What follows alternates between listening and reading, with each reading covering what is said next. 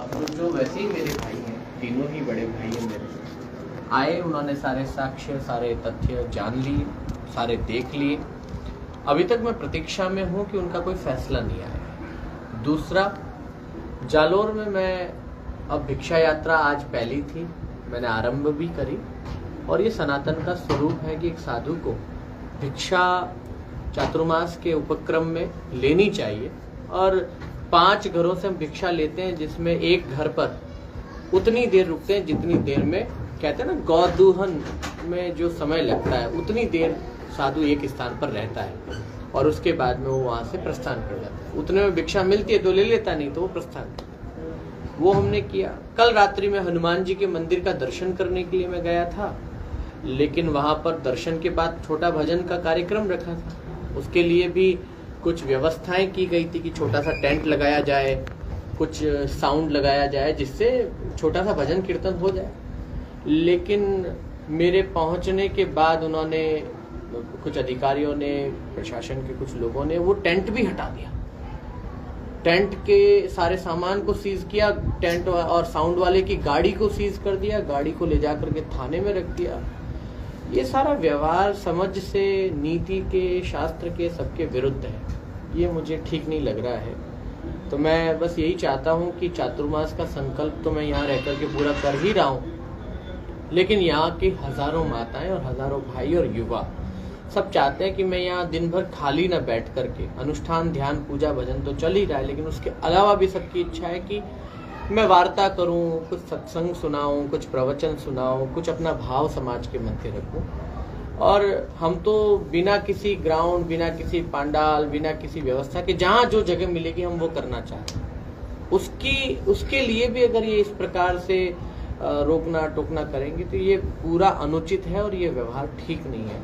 मैं तो गले तक भर आया हूँ, वैसे भी बहुत व्यथित हूँ, चिंतित भी हूँ कि ऐसा व्यवहार भारत में भी, हमारे राजस्थान में, वीरों की भूमि पर ऐसा साधु के साथ होना, ये बिल्कुल स्वीकार्य नहीं है। तो ईश्वर देख रहा है, न्याय होगा। आपके पक्ष में लोग कथा की अनुमति के लिए वहाँ आवेदन कर रहे थे, लगातार 3-4 लोगों ने वो विड्रॉल कर दिया। कल रात को प्रशासन ने अनुमति दे दी, जालोर शहर में ही है, धौला रोड पर, लेकिन जिस व्यक्ति ने अनुमति ली वो कह रहा है कि आपने वहां जाने से मना कर दिया। नहीं, मैं बताता हूँ, वो अनुमति ली गई नहीं है, वो प्रशासन के द्वारा अनुमति दी गई है। और ये दिखाने के लिए, ये एक भ्रम फैलाने के लिए कि भाई वो इस बात से अब मुकर सकते हैं हमेशा के लिए कि भाई हमने तो दी थी और उन्होंने मना कर दिया। वो रूपराज जी को मोहरा बनाया गया। रूपराज जी काफी ठीक व्यक्ति हैं, इतने दिनों से वो साथ में थे, लेकिन मैं बताता हूँ कैसे मोहरा बनाया। पिछले 4-5 लोगों को जो रद्द किया, जो 4-5 लोगों को इन्होंने नहीं दी, उसमें क्या इन्होंने कहा था? कहीं कहा था ग्राउंड ठीक नहीं है, कहीं कहा था व्यवस्था ठीक नहीं है, कहीं कहा था हॉल छोटा है, कहीं कहा था पानी की व्यवस्था नहीं है, कहीं कहा था लाइट प्रॉपर नहीं है, कहीं कहा था साउंड की परमिशन नहीं है। नाना प्रकार की एनओसी मांगी, उस कारण से वो नहीं देनी थी, इसलिए इसको मांगी। दूसरा, जब सब कुछ कहीं पर मिल गया, जैसे कि माली समाज का ग्राउंड था, वहां पर सब कुछ था उनके पास, वो सब कुछ देने को तैयार थे, एफिडेविट दे दिए थे, 20-20 लोगों ने दे दिए। फिर उन्होंने एक ये अड़ंगा डाल दिया कि अभयदास जी महाराज स्वयं लिख करके देंगे कि मैं ऐसा नहीं बोलूंगा, मैं वैसा नहीं करूंगा, मैं तैसा नहीं करूंगा, जो कि मेरे संवैधानिक और मेरे मानवाधिकार के विरुद्ध था। तो मुझे, मेरी समझ में वो ठीक नहीं लगा, मैंने मना कर दिया कि मैं कुछ भी लिख करके नहीं दूंगा। तो उन्होंने परमिशन नहीं दी, ये कह करके कि अभयदास जी महाराज एफिडेविट। मैं सवाल प्रशासन से पूछता हूं कि कल रात को मेरे बिना एफिडेविट के उन्होंने परमिशन कैसे दे दी? जिस परमिशन को 10 दिनों तक ये रोक करके आपने नहीं दी कि महाराज एफिडेविट नहीं देंगे तो इस दुनिया की कोई ताकत उनको परमिशन नहीं दे सकती, कल मेरे विदाउट दिए हुए एफिडेविट आपने परमिशन कैसे दे दी? और रात को 10 बजे दी, वो भी देकर के हाथों हाथ विड्रॉल करा दी। रूपराज जी तो चलो प्रयास किए, मैं जीवन भर तक उनका आभारी रहूंगा कि उन्होंने मेरे लिए किया। लेकिन रूपराज जी और मेरी ये चर्चा हो रखी थी कि रूपराज जी बहुत दूर है, और रूपराज जी भी जानते थे कि परमिशन तो मिलने वाली है नहीं। उनको तो परमिशन देते ही ये कहा गया, स्वयं सारे उनके जितने कार्यकर्ता हैं, उनके साथ वाले, उन्होंने कहा कि परमिशन देते ही प्रशासन ने ये दबाव बनाया कि अब भी हाथों हाथ आपको वीडियो जारी करना है, प्रेस कॉन्फ्रेंस करनी है और ये कहना है कि परमिशन दी और हम मैं विड्रॉल कर रहा हूं। बाबूजी ये शर्त क्यों रखी? तो हाँ, ये जैसे आप बार बार जो बयानों से पलटते हैं, लोग कह कभी रहे हैं नहीं कि पलटा। कि पहले इन्होंने कहा कि नाथ जी के वहाँ अच्छा काम है, फिर आपने कहा वहाँ गोरख धंधा चल रहा है।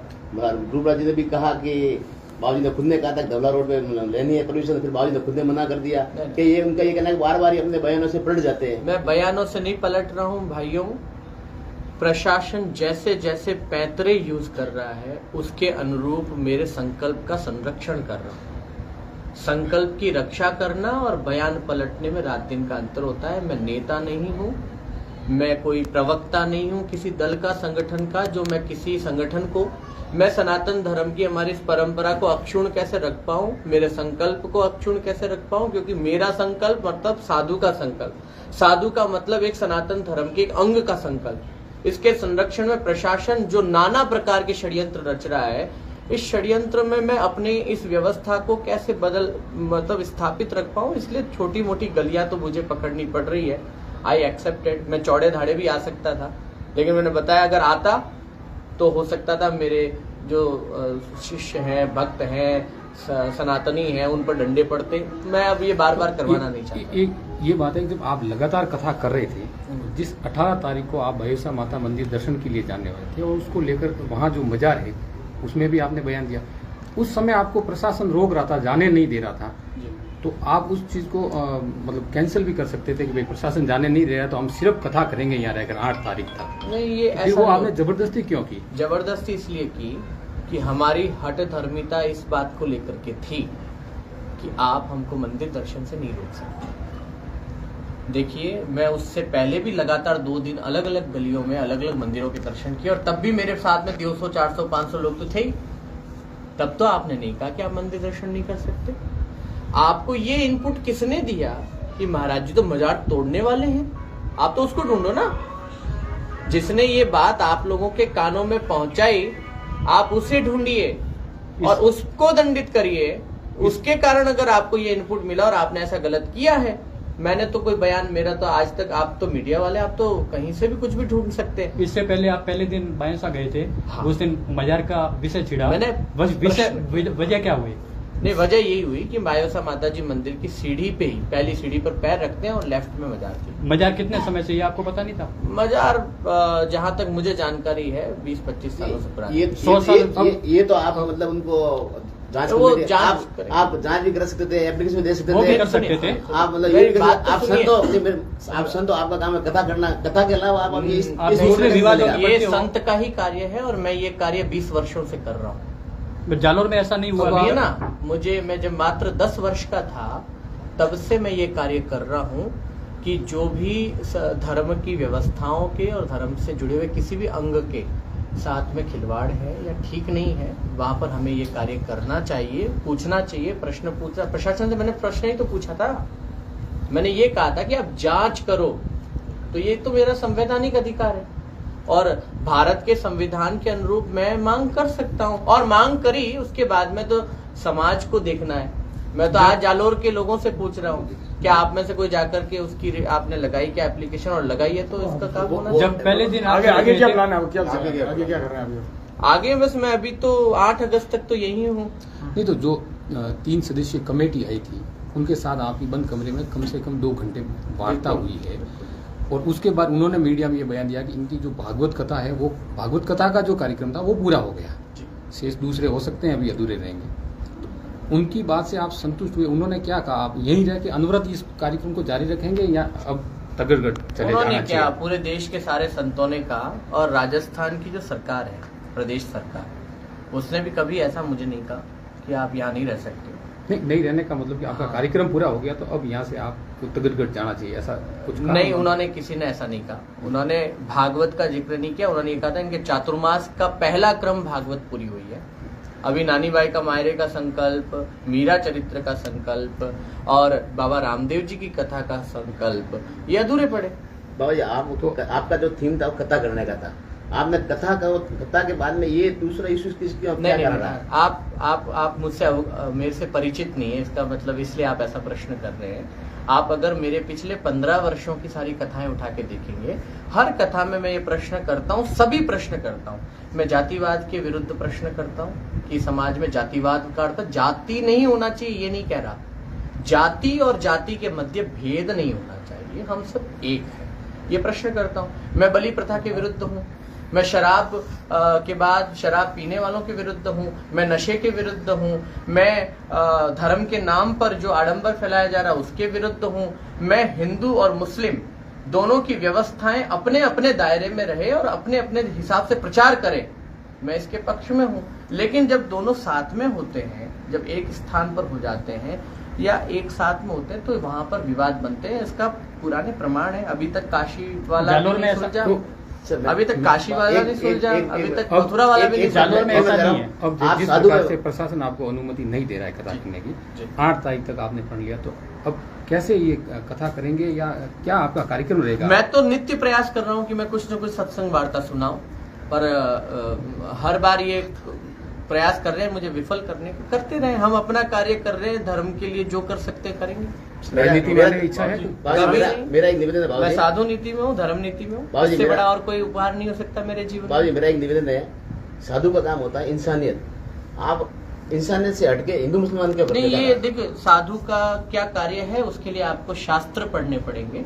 और अगर आपको शास्त्र की कोई भी विधिया या कोई भी श्लोक याद है तो आप अभी सुनाएं, मैं उसका अर्थ भी बता दूंगा। आपको नहीं आता तो मैं जब आप कहेंगे उस पर विशेष प्रेस कॉन्फ्रेंस दे सकता हूँ, साधु की पूरी परिभाषा दे सकता हूँ। तो आप वो तय ना करें कि साधु की क्या परिभाषा है। अब आपने जो आज प्रेस कॉन्फ्रेंस बुलाई है, अब आपकी मुख्य पीड़ा क्या है जो लोगों के और मीडिया के प्रशासन के माध्यम से। सामने जाए? हाँ, मेरी मुख्य पीड़ा और मुख्य यही है कि अब हम सत्संग नहीं कर पा रहे हैं, नगर के अंदर कहीं बैठ कर के मैं कीर्तन नहीं कर पा रहा हूँ, और सब कुछ वैध तरीके से नहीं किया गया, अवैध तरीके से रोका जा रहा है। जैसे मैंने अवैध मजार का प्रश्न उठाया था, ये जो रोकने का तरीका है ये भी अवैध है।